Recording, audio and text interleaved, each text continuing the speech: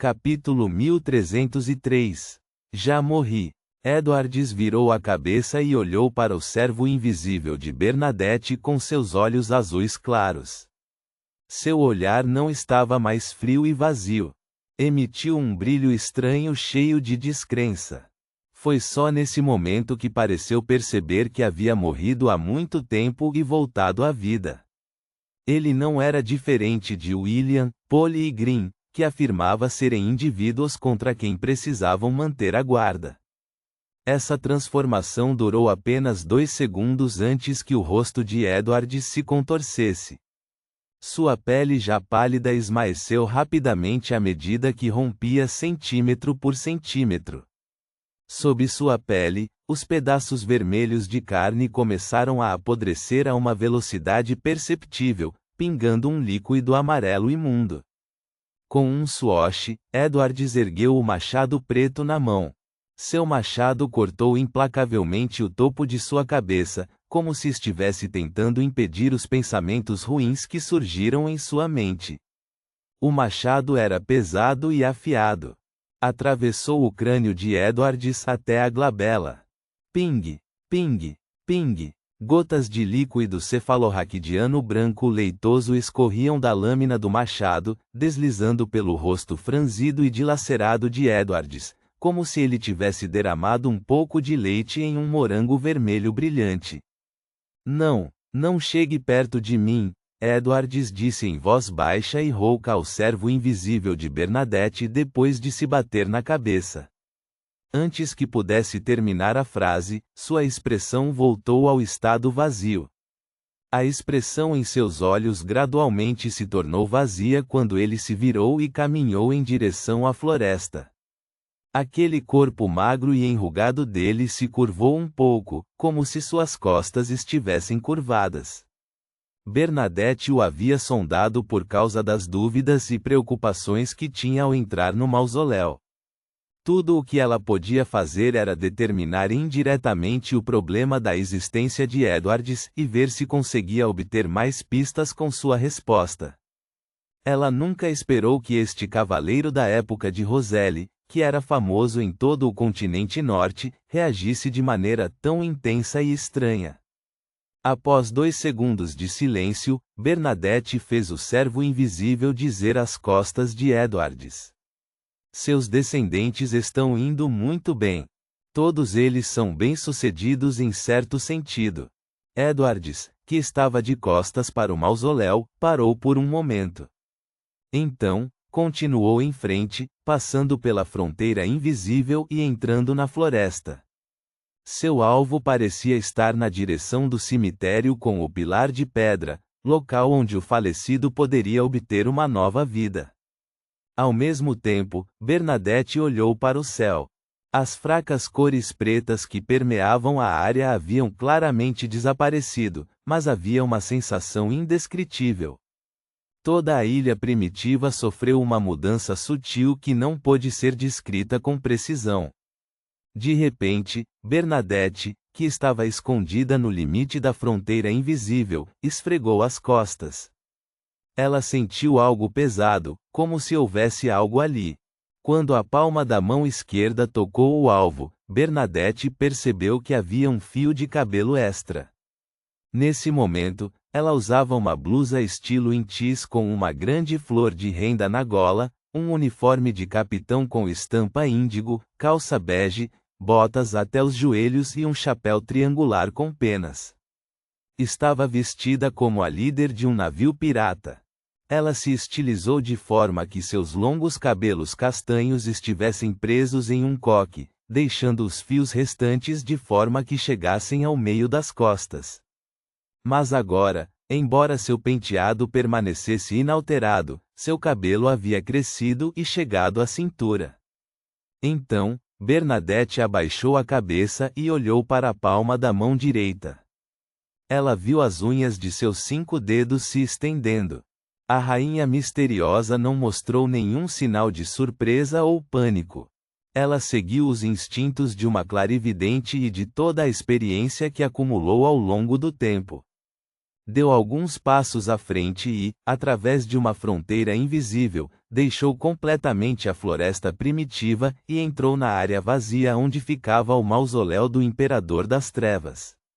Durante esse processo, Bernadette até fez o servo invisível retornar ao mundo espiritual.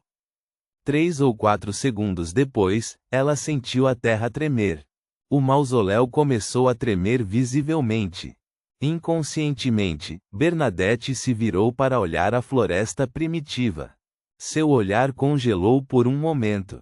As árvores verde escuras agitavam seus galhos e arrancavam suas raízes. Então, como humanos, elas se aproximaram de Bernadette. Toda a floresta primitiva ganhou vida. Olhando para o denso aglomerado de árvores que parecia obscurecer o céu que se aproximava dela, Bernadette teve a sensação de que o dia do juízo final se aproximava. Ela sentiu como se toda a área fosse coberta pela floresta. Um gigantesco dragão vermelho com chamas envolvendo-o voou rapidamente para o céu. Um lobo demoníaco de 8 patas começou a correr loucamente entre as árvores. Todos os seres sobrenaturais e criaturas mutantes nesta ilha se agitaram enquanto corriam em direção ao mausoléu. Embora fosse uma clarividente, Bernadette ainda não esperava que sua pergunta simples e indireta provocasse tal anomalia. Era como se fosse uma chave que abrisse a porta do abismo. Acima da névoa cinza, Klein viu muito mais. Juntamente com seu conhecimento do misticismo, ele tinha um certo palpite. A situação de Edwards é diferente de William, Green e Polly. É como uma brecha na ordem desta ilha primitiva, ou melhor, uma sombra. Ao perceber que já estava morto, essa brecha foi descoberta pela ordem, que passou a realizar reparos. E os reparos trouxeram consigo um aprimoramento da ordem, fazendo com que toda a ilha passasse por uma anomalia. Posso sentir que os poderes do Imperador das Trevas estão presentes aqui até certo ponto. Isso afetou Edwards, fazendo com que ele mantivesse uma parte de sua vontade após obter uma nova vida. E de onde veio a ordem original desta ilha primitiva? À medida que os pensamentos de Klein corriam, ele de repente sentiu que Bernadette estava sofrendo de certas anomalias. Tude. Bernadette podia ouvir vagamente o próprio batimento cardíaco. Esse batimento cardíaco era bastante caótico, como se fosse uma combinação de 2 sons. 2. O coração de Bernadette agitou-se enquanto ela calmamente voltava sua atenção para si mesma. No segundo seguinte, confirmou que havia 2 fontes de batimentos cardíacos. Um veio do coração, o outro do abdômen. Parecia haver um coração adicional em seu abdômen, que se expandia e contraía rapidamente. Além disso, esse coração foi se desenvolvendo pouco a pouco. Sem precisar usar seus poderes como espreitadora de mistérios para olhar seu abdômen, Bernadette imediatamente sentiu que havia um feto em seu ventre. Ela cresceu do tamanho de uma uva para o tamanho de uma palma humana normal. Se crescesse, não parecia que demoraria muito para amadurecer. Em seguida, rasgaria o útero de sua mãe e sairia coberto de sangue. Inconscientemente, Bernadette engravidou. Sua percepção espiritual e o artefato selado em seu corpo não conseguiram detectá-lo antecipadamente ou tentar detê-lo. Era como se ela fosse impotente para lidar com tal influência. Mãe Terra, Lua Primordial, Árvore Mãe do Desejo. 3 nomes divinos passaram pela mente de Bernadette. Pelo que ela sabia, não existiam muitos mistérios que pudessem causar tal anomalia. A maioria deles veio de domínios relacionados ao caminho da Terra e da Lua. A sequência 0 do caminho do plantador era mãe. A Lua primordial poderia fazer uma pedra ter poderes reprodutivos, enquanto a árvore mãe do desejo parecia possuir algumas características de Beyonder de alta sequência do caminho da Lua. Bernadette não tinha pressa em cuidar do feto em seu estômago. Seu olhar ficou sombrio mais uma vez enquanto usava sua habilidade profética para ver qual era sua melhor escolha. Desta vez, levou apenas um segundo para obter a profecia correspondente. A sobrevivência está dentro do mausoléu. Sem qualquer hesitação, Bernadette estendeu a mão direita e rapidamente pronunciou palavras cheias de brilho estelar. Essas palavras, que eram semelhantes às palavras da ardósia da blasfêmia, rapidamente se entrelaçaram em um símbolo estranho e abriram uma porta secreta que parecia levar profundamente ao mundo espiritual. Em seguida, a porta secreta se abriu e uma forte rajada de vento soprou, transformando-se em uma entidade meio homem, meio ar. A parte superior de seu corpo estava envolta em um pano branco. Olho do sábio, o tom de Bernadette era calmo quando ela ordenou com uma voz digna. O homem respondeu respeitosamente e tirou um acessório do pano branco enrolado em seu corpo. O núcleo deste acessório era um olho vertical incrustado com diamantes. Brilhava com luz pura, exalando uma santidade anormal. Estava cheio de inteligência, mas também parecia frio, sem qualquer calor. Bernadette então pegou o acessório e o incorporou no meio da testa. Este era um artefato selado de grau 0 que Bernadette normalmente não carregava consigo, pois os efeitos negativos eram muito graves. Porém, neste momento, o olho do sábio tinha uma habilidade que era extremamente importante para Bernadette. Ela estava disposta a suportar as consequências de não ser capaz de usar magia maligna e a influência gradual que a característica de Beyonder teria sobre ela à medida que lentamente se fundiam. Se ela não removesse o olho do sábio em um curto período de tempo, seria equivalente a ter uma poção da sequência 2 espalhada sobre ela. Quando chegasse a hora, poderia ter sorte e conseguir avançar para se tornar uma sábia, ou perder o controle e se tornar um monstro. E sem os ingredientes suplementares e o ritual correspondente, a probabilidade do primeiro era quase insignificante.